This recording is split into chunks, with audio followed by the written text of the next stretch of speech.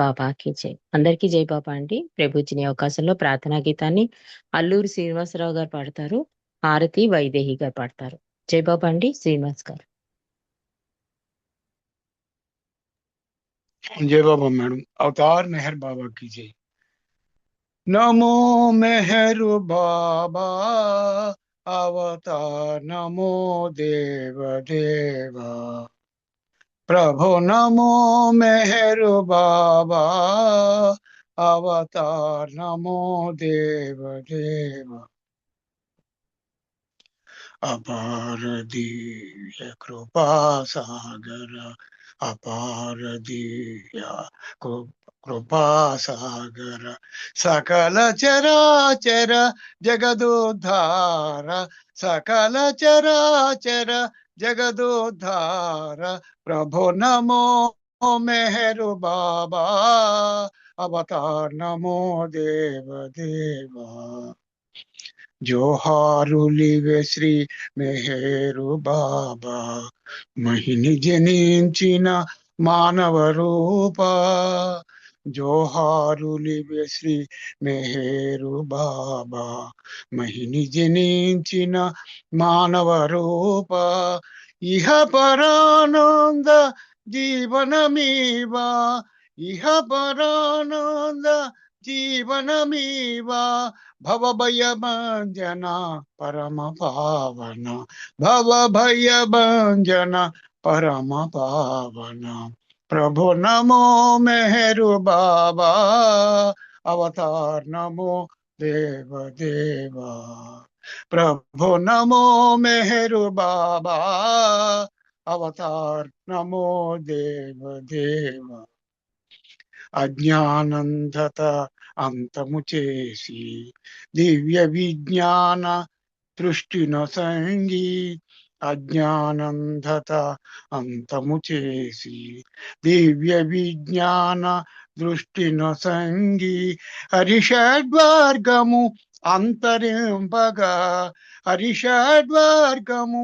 అంతరింపగా అవ్యయ మోక్షం అనుగ్రహింపుము, అవ్యయ మోక్షం అనుగ్రహింపుము ప్రభు, నమో మెహరు బాబా అవతార్, నమో దేవ దేవా ప్రభు, నమో మెహరు బాబా అవతార్, నమో దేవ దేవ జై బాబా అండి. అవతార్ మెహర్ బాబాకి జై. థ్యాంక్ యూ జై బాబా మేడం గారు. జై బాబా.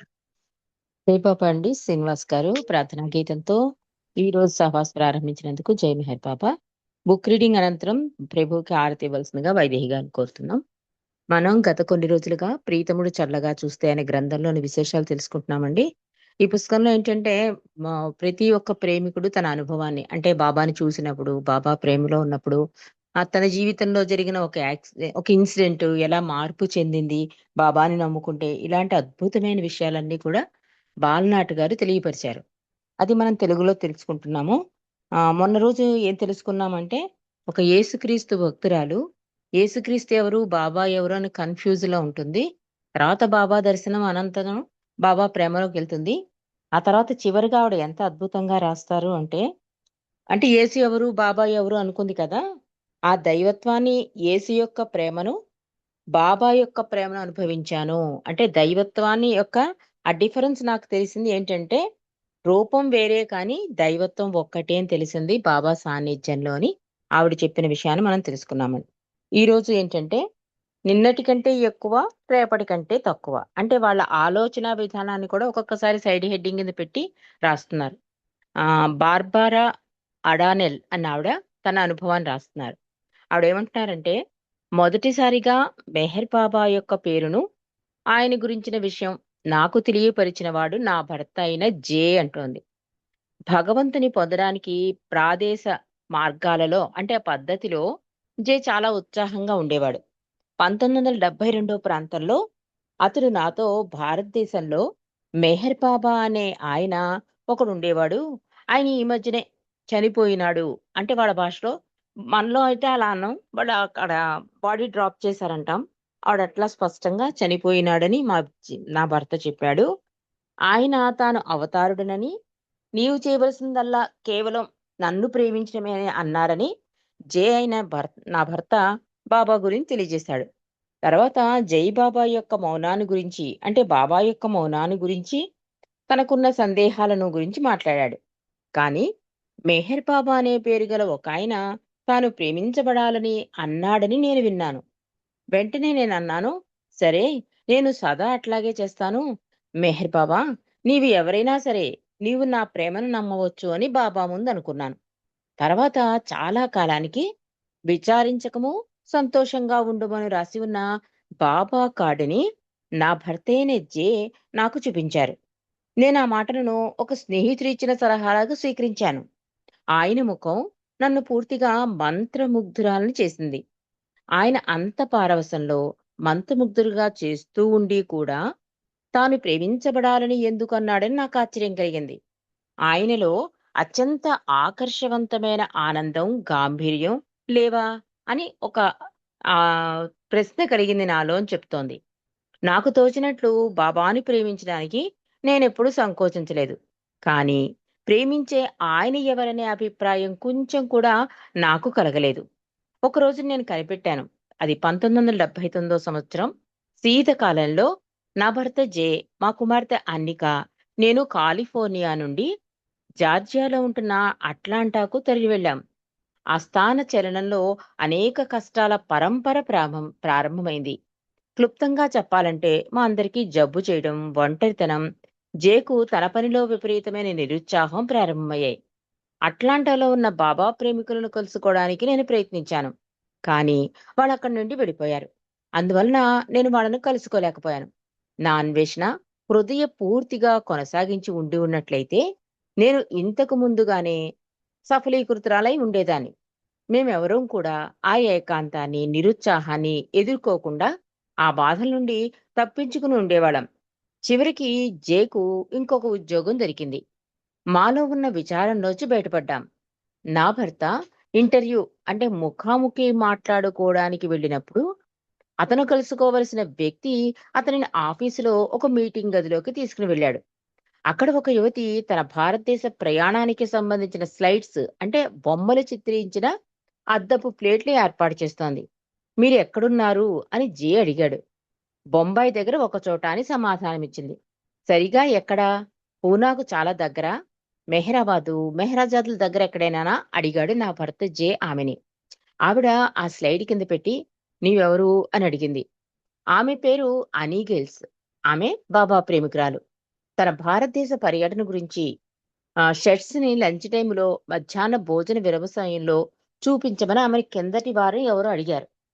తాజ్‌మహల్ చూపించకుండా మండలి వారి బొమ్మలు, బాబాది సమాధి బొమ్మలు చూపిస్తే తనతోటి పనిచేసే వారిలో ఎటువంటి ప్రతిచర్య కలుగుతుందో అని ఆమె సందేహించింది. అందువలన బాబాకు సంబంధించిన విషయాలను తెలిసిన ఒక వ్యక్తిని చూచేటప్పటికి ఆవిడకి చాలా ఆశ్చర్యం కలిగింది. ఆవిడకి కూడా క్యూరియాసిటీ ఉంది. అంటే కొత్త వాళ్ళకి చూపిద్దాం, బాబాని పరిచయం చేద్దాం. కానీ ఆఫీసర్ పోస్ట్‌లో ఉంది కదా! ఇంటర్వ్యూ టైమ్‌లో అలాంటివి చూపిస్తే కనుక వాళ్ళు పొరబడతారు. ఆవిడ ఉద్దేశ్యం అంటే ఇంకో బాబా లవర్ ఎవరైనా తెలుస్తుంది కదా అని ఉద్దేశం చేద్దాం అనుకుంది. కానీ ఆవిడ చేయలేకపోయింది. సాహసం చేయలేకపోయింది ఆ ఇంటర్వ్యూ గదిలో. కానీ ఇతను మీరెవరు? మీరెక్కడుంటారు? మెహరాబాదు, మెహరాజాద్ దగ్గర అనేసరికి ఆవిడకి కొంచెం ఉత్సాహం కలిగింది. ఆ విషయం చెప్తోందావిడ. తర్వాత జరిగే అట్లాంటా బాబా ప్రేమికుల సమావేశానికి ఆవిడ మమ్మల్ని అందరినీ ఆహ్వానించింది. అక్కడ నేను ప్రేమిస్తున్న బాబాను గురించి తెలుసుకున్నాను. అంటే అప్పటికే బాబా బాడీ డ్రాప్ చేశారు. బాబా ఎక్కడుంటారో సరిగ్గా ఇన్ఫర్మేషన్ లేదు. వీళ్ళు అట్లాంటాలో ఆమెను కలుసుకున్నారు. ఆవిడ చెప్పింది, పలానా ప్లేస్‌లో ఇలాగ సహవాసం జరుగుతుందని. అక్కడ నేను నేను ప్రేమిస్తున్న బాబాను గురించి తెలుసుకున్నాను. ఒక కుర్చీ మీద ఉన్న ఒక పెట్టెలో ఒక మృదువైన తెల్లని సాద్ర, అది బాబా ధరించే పొడుగ్గా వదులుగా ఉండే కోటు ఉంది. అది భగవంతుడు ధరించిన చొక్కా అని ఒక్క క్షణంలో కనిపెట్టాను. దాని నుండి నా దృష్టిని మరలించలేకపోయినాను. అది భగవంతునికి సంబంధించిందనే అభిప్రాయం నాకు ఎంతో ఆనందాన్నిచ్చింది. జీవితంలో మరొక వస్తువు ఏదైనా సరే, దానికంటే ఆ అభిప్రాయం నిశ్చితమైనదని నేను తెలుసుకున్నాను. అంటే అది ఎంత అందమైందైనా సరే, ఈ బాబా సాద్రాని చూశాక మాత్రం మిగిలినవన్నీ కూడా అంత నచ్చవు నాకు అని నేను డిసైడ్ అయిపోయాను ఎందుకంటే బావ వాడిన సాద్ర భగవంతుడు వాడిన సాద్ర కనుక నా దృష్టి అక్కడ ఉండిపోయింది. నాకు కూడా చాలా ఆనందమైంది అని చెప్తోంది. కానీ నేను దానిని ముందుగా ఊహించలేదు. నేను ఆ రాత్రి స్నేహితులను కలుసుకుందామని బాబా సమావేశానికి వచ్చానని అనుకున్నాను. కానీ నిజానికి నేను ఆ స్నేహితుని అంటే బాబాను ప్రపంచమంతటా చూచాను. ఆవిడేమనుకుంది, సహవాస్‌కెళ్తే బాబా లవర్స్‌ని కలుస్తాను. వాళ్ళు నాకు స్నేహితులవుతారు అనుకున్నాను కానీ, బాబాయే నాకు స్నేహితుడైపోతాడని నేను ఊహించలేదు అని చెప్తోంది. క్రీస్తు బోధనలో చెప్పినట్లు యేసుక్రీస్తు యొక్క చొక్కా చేతిని సృజించినంత మాత్రాన ఆయన తనను బాగు చేస్తాడని నమ్మి, తన నమ్మకంతో క్రీస్తుని సంతోషపెట్టిన ఆ స్త్రీని నేను ఎప్పుడూ మెచ్చుకునేదాన్ని. అంటే యేసుక్రీస్తు టైంలో యేసుక్రీస్తు అన్న విషయాన్ని బట్టి ఒక స్త్రీ యేసుక్రీస్తు చొక్కాను పట్టుకున్నట్టుగా. అలా ఆవిడ ఆ కథ చదివినప్పుడల్లా నాకు చాలా సంతోషం అనిపిచ్చేది. కానీ ఇక్కడ చొక్కా పూర్తిగా ఉన్నది కదా! విశ్వాన్ని సృష్టించి, పోషిస్తూ ఒక తేలికపాటి నూలు సద్రాను ధరించి మనతో పాటు తిరిగే ఆ భగవంతుడు ఎంత దయామయుడు, ఎంత ఉదార స్వభావుడు, ఆయనే నా ప్రీతముడు అని నేననుకున్నాను. కళ్ళు నీళ్లు తుడుచుకుంటూ సామాన్య స్థితి కంటే ప్రత్యేకత ఏమీ లేదని చూపించడానికి తెలివి తక్కువగా ప్రయత్నిస్తూ అంటే కళ్ళమట నీళ్ళొచ్చేస్తున్నాయి. కానీ అందరి ముందు అది స్పెషల్ అయిపోతుంది కదా! అది కంట్రోల్ చేసుకోవడానికి ప్రయత్నిస్తున్నాను. అంటే ఓ తెలివి తక్కువ పని ప్రయత్నం చేస్తున్నాను. కానీ ఆటోమేటిక్‌గా నా కళ్ళమట నీళ్ళొచ్చేస్తున్నాయి. దాన్ని ఆపలేకపోతున్నాను. కానీ అందరి ముందు అదేదో స్పెషల్‌గా అనిపిస్తాననే ఫీలింగ్‌తో ఒక ప్రయత్నం చేశాను. నేను ఆ గదిలో వెనక వైపు కూర్చున్నాను. ఆ సాద్రాయే ఎంత ప్రకాశవంతంగా ఉంది. అదే మైండ్‌లో తిరుగుతోందావిడకి. ప్రేమ గురించి వాళ్ళు నిన్నటి కంటే ఎక్కువ, రేపటి కంటే తక్కువ అని అంటూ ఉంటారు.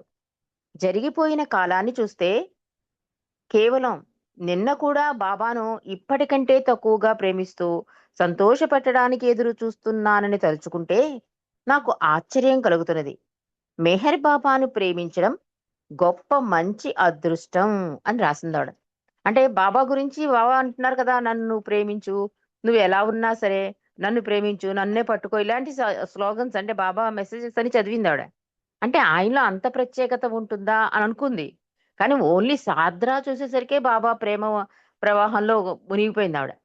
అందుకని యేసుక్రీస్తు టైంలో కూడా యేసుక్రీస్తు అన్నాడు, "నా చొక్కాను పట్టుకొని ఉండండి" అంటే అది ఆవిడ ఆ భావంతో పట్టుకున్నది విషయమే నాకెంతో సంతోషాన్నిచ్చేది. అదే అవకాశం నాకొచ్చేసరికి నాకు అసల ప్రపంచంలో ఇంతకన్నా మంచి అయిన వస్తువు ఇంకోటి లేదనిపిచ్చింది. అంతేకాక భవాని ప్రేమించడంలో రేపటికన్నా ఇవాళ తక్కువ, నిన్నటికన్నా అవాళ ఎక్కువ అలా ఏం అనిపించలేదు. అందులో కొట్టుకుపోతున్నాను నేను. కానీ నా కళ్ళమ్మట నీళ్లు మాత్రం నేను కంట్రోల్ చేసుకుందామన్నా అవ్వలేదు. నిజంగా గొప్ప అదృష్టం బాబాని ప్రేమించడం అని ముగించింది. నిజంగా ఇది అందరికీ అనుభవం అండి. కొత్తగా బాబా దాంట్లోకొచ్చినా, మెహరాబాద్ వెళ్ళిన ప్రతిసారి సమాధి దర్శనం చేసుకున్నా, మన కళ్ళమ్మట నీళ్లొస్తాయి. ఎందుకు అంటే అంత ప్రేమమూర్తి మన మెహర్ ప్రభువు. నెక్స్ట్ దాంట్లోకెళ్ళిపోదామండి. జై బాబా. ఇది భగవంతుని చర్య అంటున్నారు. అదేంటో తెలుసుకుందాం. అది ఆస్టిన్ పెర్ల్ మన్నట. మరి ఆయన ఎవరో చూద్దాం. 1978 సంవత్సరం సెప్టెంబర్ మాసంలో నేను భారతదేశానికి ప్రయాణమై వెళ్ళేటప్పటికి సీటిల్లో ఉన్న లాక్‌హెడ్ ఓడల రేవులో నాకు ఇతరుల కంటే సుమారు 5 సంవత్సరాల ఆధిక్యత సీనియారిటీ ఉంది. అందువల్ల నాకు 3 వారాల సెలవు వాడుకోవడానికి హక్కు ఏర్పడింది. ఆవిడ ఉద్యోగం సంబంధంగా లీవ్ గురించి చెప్తోంది. ప్రతి నెల 12వ తేదీన వెలిగించే ధునితో కలిసి వచ్చేటట్లు నా ప్రయాణపు ఆఖరి రోజున అహ్మద్‌నగర్‌లో ఉండేటట్లుగా నేను ప్రణాళిక వేసుకున్నాను. అంటే ఆల్రెడీ ఈవిడ బాబా ప్రేమికురాలు.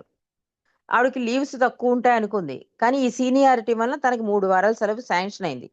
అందుకని ఆవిడ ఏం ప్లాన్ చేసుకుంది, ధుని వెలిగిస్తారు కదా మెహరాబాద్‌లో, అప్పటికి అక్కడ ఉండాలి అని ఒక ప్రణాళిక వేసుకున్నాను. ఆ రోజు రాత్రి నేను పూనాకు బస్సు మీద పడబోతున్నాను. అక్కడ 2 రోజులుండి, తర్వాత బొంబాయి నుంచి విమానం మీద వెళ్ళి, ఒకానొక ఆదివారం నాడు ఈ సీటిల్ చేరాలని, ఆ మరునాడు పనిలోకి వెళ్ళవచ్చని అనుకున్నాను. దునికి వెళ్ళడానికి మంచి దుస్తులు వేసుకోవాలి అనుకున్నాను.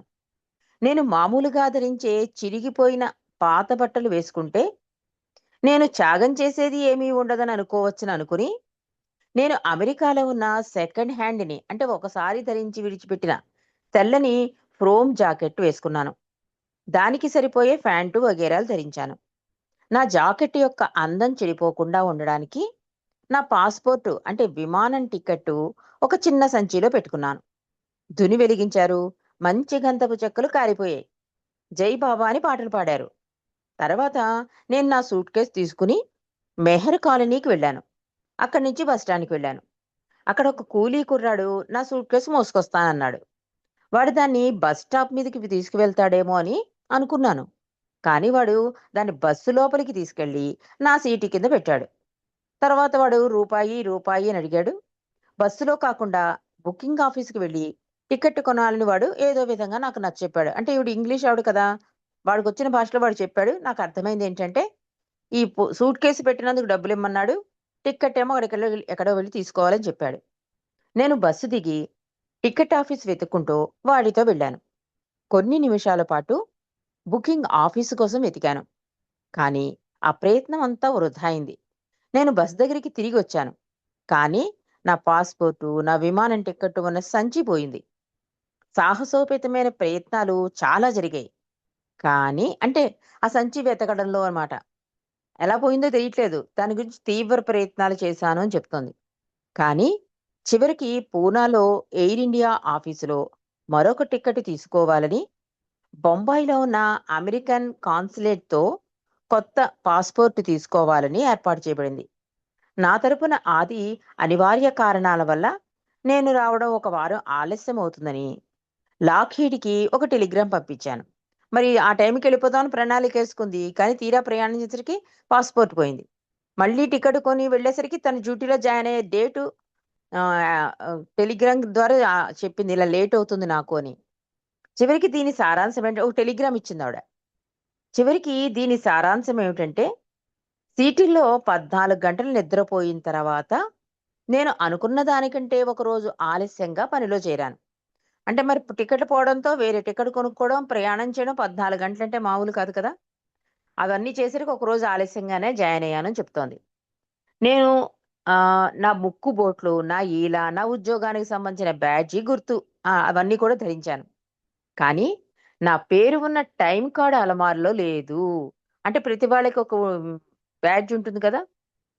అంటే వాళ్ళ మెడలో ఒకళ్ళ బ్యాడ్జెస్ ఉంటాయి కదా! అది మిస్ అయిపోయింట.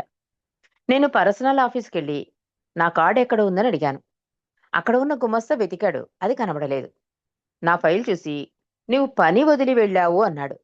అంటే ఆ టైంకి జాయిన్ అవ్వాలి కదా! అది జాయిన్ అవ్వలేదు. అందుకని గుమాస్తా అంటున్నాడు. "అది కాదు ముందు నువ్వు అసలు పని వదిలేసావు" అంటే "టైంకి రాలేదు." అంటే అతనన్నాడు, "నేను వదలలేదు" అన్నాడు. "నీవెన్నడూ రాలేదు. నువ్వు వెళ్ళలేదు" అన్నట్ట. అంటే నీకు టైమ్ కార్డ్ పోయింది అంటున్నావు. కానీ అసలు నువ్వు పనిలోకే రాలేదు కదా! కాబట్టి ఇక్కడ పోయుండదు అని వాదిస్తున్నాడు. ఆవిడేమంటోంది, "నేను టెలిగ్రామ్ ఇచ్చి వచ్చాను. నేను పని వదలలేదని" తనంటోంది. "నీ అంతట నీవు వదులుకొని వెళ్ళావని" అతనంటున్నాడు. ఇలా వాగ్వివాదం జరుగుతోంది. ఆ గుమస్తా నన్ను పై అధికారి దగ్గరికి పంపించాడు. సూపర్వైజర్ ఒప్పుకుంటే తానొప్పుకుంటానని ఆ అధికారి అన్నాడు. ఆ అధికారి ఒప్పుకుంటే మళ్ళీ నన్ను పనిలోకి తీసుకుంటానని సూపర్వైజర్ అన్నాడు. కానీ నేను టెలిగ్రామ్ పంపితే వాళ్ళకి ఎందుకు అందలేదో తెలుసుకోవాలని సూపర్వైజర్ అన్నాడు. నిజమే ఇదంతా టైమ్ కార్డ్ పోవడం, నీ పాస్‌పోర్ట్ పోవడం ఇవంతా ఓకే. కానీ నువ్వు నువ్వు అధికారి కనుక ఒప్పుకుంటే నేను ఒప్పుకుంటానంటాడు. సూపర్వైజర్ ఒప్పుకుంటే అధికారి ఒప్పుకుంటారు. ఈ సంశయంలో సూపర్వైజర్ అన్నట్ట, "లీవ్ ఎక్స్‌టెన్షన్ చేస్తున్నట్టుగా టెలిగ్రామ్ ఇచ్చావు కదా! అదేది?" అని అడిగట. "అదేమైంది? అదెందుకు అందలేదని" అడుగుతున్నాడు.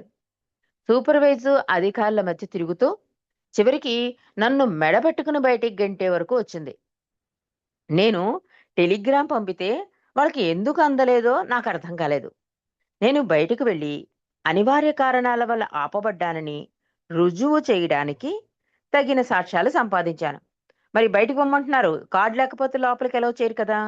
మరి టెలిగ్రామ్ ఇస్తానంటున్నావు మరి ఆ టెలిగ్రామ్ అయినా అందాలి కదా! ఇవన్నీ లేవు కనుక నువ్వు బయటికి పో అన్నారు. ఈవిడేం చేస్తోంది? నేను టెలిగ్రామ్ ఇచ్చాను. నాకన్నీ ఉన్నాయి. కానీ ఎందుకు అందలేదు దీని గురించి సాక్ష్యాలు సంపాదిద్దామని ప్రయత్నం చేస్తోంది. అహ్మద్‌నగర్ నుంచి పోలీస్ రిపోర్టు, ట్రావెల్ ఏజెంట్‌కు కొత్త టికెట్ కావాలని పెట్టిన ప్రార్థనా పత్రానికి రసీదు మొదలైనవి సంపాదించాను. 4 రోజుల తర్వాత టెలిగ్రామ్ వచ్చింది. దాని మీద సిటిల్ అడ్రస్ సరిగా ఉన్నప్పటికీ దానిని టెక్సాస్‌లో ఉన్న హడ్సన్‌లో లాక్‌హీడ్ బ్రాంచ్‌కి పంపారు. కానీ అప్పటికి లాక్‌హీడ్‌లో దానిని గురించి ఎవరు పట్టించుకోలేదు. అక్కడ ఉన్న ఫోర్‌మెన్‌కు నాకు పడేది కాదు. ఒక పెద్ద హడతాళ్ జరిగేటట్లుగా ఉంది. అంటే ఈ అన్నీ కూడా లాక్ చేసేస్తోంది. లాక్ అయిపోయినట్టు అయిపోతోంది తన పరిస్థితి. ఏది కూడా హమ్మయ్య! ఇక్కడికి ఇంత దాకా వచ్చాను అన్న ఒక ఫ్రీనెస్ లేదు ఆవిడలో. ప్రతీదీ హడల్ హడల్‌గా ఉంటోంది. ఇది ఎక్కడికెళ్ళిపోయింది? టెక్సాస్‌కెళ్ళిపోయింది ఆ టెలిగ్రామ్. పోనీ ఆ టెలిగ్రామ్ ఎవరైనా పట్టించుకున్నారంటే ఎవరు పట్టించుకోలేదు. పట్టించుకోవలసిన వాడికి తనకి గొడవలున్నాయి. ఇలా ఇలా ఉంది పరిస్థితి అని చెప్తోంది. నేను వెళ్ళినందుకు వాళ్ళంతా సంతోషించారు. అందువలన నేను నిరుద్యోగులకు ఉద్యోగాలు ఇచ్చే ఆఫీస్‌కి వెళ్ళాను. ముందు అక్కడ ప్రాథమిక ట్రైనింగ్ ఉంది. అక్కడ ఉన్న అధికారి కొత్త చట్టం వచ్చింది. ఈ ఫారం నింపు అన్నాడు. ఉద్యోగం వదిలిపెట్టడానికి కారణం చెప్పవలసి వచ్చినప్పుడు ఈ కింద వాటిలో ఏదో ఒక దాని దగ్గర గుర్తుపెట్టు అన్నాడు. అంటే మరి ఇంక సాక్ష్యాలేమో కొంచెం ఉన్నాయి. టెలిగ్రామ్ ఏమో అక్కడికెళ్ళిపోయింది. అక్కడి నుంచి టెలిగ్రామ్ రావాలంటే కష్టం. అసలు జాయినింగ్‌లో కొన్ని రూల్స్ ఉన్నాయి. ఆ రూల్స్ చెప్తోందావిడ. పనిలో తగ్గుదల, వదిలిపెట్టడానికి కారణం, తొలగించుట. ఈ మూడిట్లో ఎక్కడో అక్కడ నువ్వు నీ సైన్ చెయ్యన్నాడు. ఒకవేళ నిన్ను ఉద్యోగంలోంచి తీసివేసినా, లేక నీవు వదిలిపెట్టినా, కొంతకాలం అయిన తర్వాత నీ జీతం నీకొస్తుంది అని పాత చట్టం చెబుతుంది. కొత్త చట్టం ప్రకారం నిన్ను ఉద్యోగంలోంచి తీసివేసినా, నీవు వదిలిపెట్టి వెళ్ళినా, అది భగవంతుని చర్యగా తీసుకొనబడుతుంది. నీకు ఉద్యోగం లేనందున డబ్బు ఇస్తారు అని ఉంది. కొత్త చట్టం. పాత చట్టం ఏమంటోంది? కొన్ని నెలల తర్వాత నీ జీతం నీకొచ్చేస్తనుంది. కానీ కొత్త చట్టం అలా లేదు. భగవంతుని చర్యగా భావించేస్తటది. ఉద్యోగం నేను వదిలిపెట్టానని రాసి, అందుకు కారణం భగవంతుని చర్య అని రాశాను. కారణం అంతే కదా మరి. పాపం తను ధుని చూసుకుని న్యాయంగా వచ్చింది. కానీ టెలిగ్రామ్ కూడా ఇచ్చుకుంది. తన డ్యూటీ తను చేసేసింది. కాబట్టి అప్పుడు ఏమని రాస్తోందావిడ? నేను ఉద్యోగం అంటే ఆ టైంకి జాయిన్ అవ్వకపోవడానికి కారణం అది భగవంతుని చర్య అని రాసేసాను. ఆ వ్యక్తి నా ఫారం చూసి అంటే ఆ నింపిన ఫారం ఆ ఫారం ఉంటుంది కదా! నేను గంభీరంగా ఉన్నానని నమ్మలేకపోయాడు. ఇంకా ఎవరైనా అయితే నమ్మి ఉండవలసిందే. ఎందుకంటే నేను నిరుద్యోగినని ధృవపరిచారు. నేనింక పని చెడుకు లేదు గనక కావలసినంత ఖాళీ టైం దొరికింది. 10 సంవత్సరాలకు ముందు లెక్కలలో గ్రాడ్యుయేట్‌నయ్యాను. కొలంబియా యూనివర్సిటీ నుండి మాస్టర్ డిగ్రీ అంటే ఎంఏ సంపాదించాను. కానీ పీహెచ్‌డీ చెయ్యాలనే కార్యక్రమాన్ని విరమించుకున్నాను. అందువలన స్థానికంగా ఉన్న వాషింగ్టన్‌లో యూనివర్సిటీలో లెక్కల డిపార్ట్‌మెంట్‌కి వెళ్ళాను. అవకాశం ఉంటే అక్కడ డాక్టరేట్ చేద్దామని అనుకున్నాను. ఆల్జీబ్రా అంటే అది ఒక బీజగణితం లాంటిది. ఆల్జీబ్రాలో వాళ్ళ ఫైనల్ పరీక్షకు వెళ్ళి, అందులో బాగా రాసినట్లయితే అక్కడ నాకు అంటే ఒక లెక్చరర్ పోస్ట్‌గా ఉద్యోగం ఇస్తానని, గ్రాడ్యుయేట్ స్కూల్‌లో చేర్చుకుంటామని ఒక ప్రొఫెసర్ నాతో అన్నాడు. నిరుద్యోగులకు సహాయం చేసేవారి దగ్గర నుంచి నాకు డబ్బు వస్తుందని కాబట్టి పరీక్షకు చదవడానికి నాకు విరామం దొరికింది. టీచర్ ఉద్యోగం చేస్తూ ఆ స్కూల్లో చేరడానికి నాకు మంచి అవకాశం దొరికింది. ఆవిడ చెప్తోంది, "మరి ఉద్యోగం పోయింది కదా! భగవంతుని నిర్ణయం" అనేసరి అతను కూడా చాలా ఆశ్చర్యపోయాడు. అంటే చాలా గట్స్ ఉండాలి కదా! అది అది అటెంప్ట్ చేయాలంటే. ఏదైనా రాయొచ్చు. పనిలో తగ్గుదల రాయొచ్చు, వదిలిపెట్టడానికి కారణం రాయొచ్చు, తొలగించడం ఈ మూడిట్లో ఏదో ఒకటి అన్నాడు కదా! వదిలిపెట్టడానికి కారణం భగవంతుని చర్య అని చెప్పేసింది. చాలా ధైర్యంగా బయటకొచ్చేసింది. ఆవిడకి మాస్టర్ డిగ్రీ, ఎంఏ సంపాదించాలనుంది. ఇది పీహెచ్‌డీ. అందుకని ఒక యూనివర్సిటీకెళ్ళి అడిగింది. అక్కడ ప్రొఫెసర్ ఏమన్నాడంటే, "నీవు ఒక ఎగ్జామ్ ఉంది. అది కనుక నువ్వు బాగా రాస్తే, నువ్వు ఇందులో టీచర్‌గా పని చేయొచ్చు. ప్లస్ నువ్వు పీహెచ్‌డీ కూడా కంప్లీట్ చేయొచ్చు" అన్నట్ట. ఒక రకంగా నాకు మంచే కదా జరిగింది అంటుందావిడ. ఆ విధంగా ప్రభుత్వం వారు ధృవీకరించిన ఈ భగవంతుని చర్య సిద్ధాంతం ద్వారా డాక్టరేట్ కార్యక్రమంలోకి వెళ్లి పీహెచ్‌డీ సంపాదించిన తర్వాత 1985లో తిరిగి భారతదేశానికి వెళ్లి అక్కడ బొంబాయిలోని టీఐఎఫ్ఆర్‌లో మొట్టమొదటిసారిగా ఉద్యోగంలో చేరాను. ఉద్యోగంలో చేరడానికి పూర్వం నేను అహ్మద్‌నగర్ వెళ్ళాను. అక్కడే నేను నా పాస్‌పోర్టు, టిక్కెట్టు పోగొట్టుకున్నది.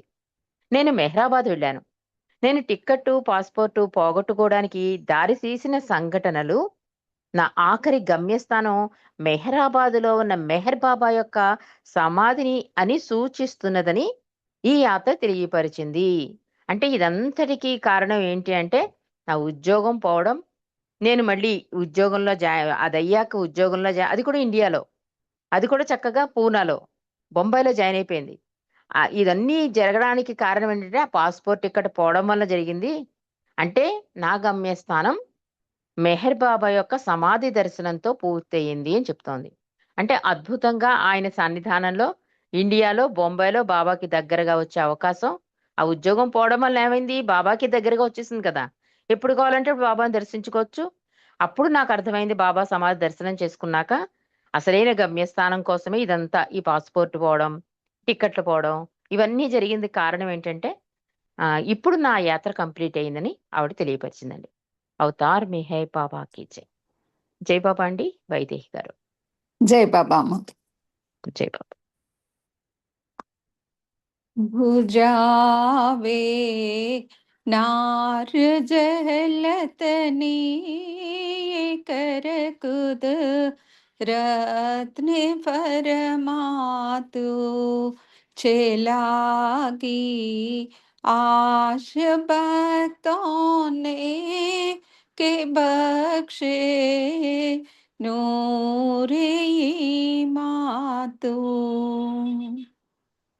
आयाम शत मेहरु बाबा चरण पर तुझ न धरे स कुदाना जात दीवा के फदई बे तो मेहरु बातू तुझे माँ लिख की कतनो तो आशिक बीने आरिफ भी तुझे दरी या ये वहदत मारे फतनो होई तू फातू हमोर है राम ने आए साले बख्श जे ज्ञान इज्जत नो के तू पर महात्मा ज्ञानी जेने मो तारे इरफातू खुदाना प्रेम नो प्यालो पिलावे मस्त हमने कर चे तुझ पर जान सदके साकिया पी दे पयमा तू हमारे नाव भर दरिए तरावे तो हमें दरिए हमारा ना खुदा आए मेहरु बाबा छेनी गे बातू हमारा ना खुदा आए मेहरु बाबा छेनी गे बातू बुझावे नार जयलतनी कर कुद रत्न परमातु छेलागी आश भक्तों ने के बख्शे नूरे मातु। अवतार मेहर बाबा की जय, अवतार मेहर बाबा की जय, अवतार मेहर बाबा की जय। అందరికీ జై బాబా అండి. జై బాబా అండి అందరికీ జై బాబా. జై జై బాబా బాబా అండి అందరికీ జై బాబా. జై బాబా అండి అందరికీ జై బాబా అండి. అవతార్ మెహర్ బాబా की जय. అందరికీ జై మెహర్ బాబా. అందరికీ జై జై బాబా అండి. జై బాబా అందరికీ జై మెహర్ బాబా.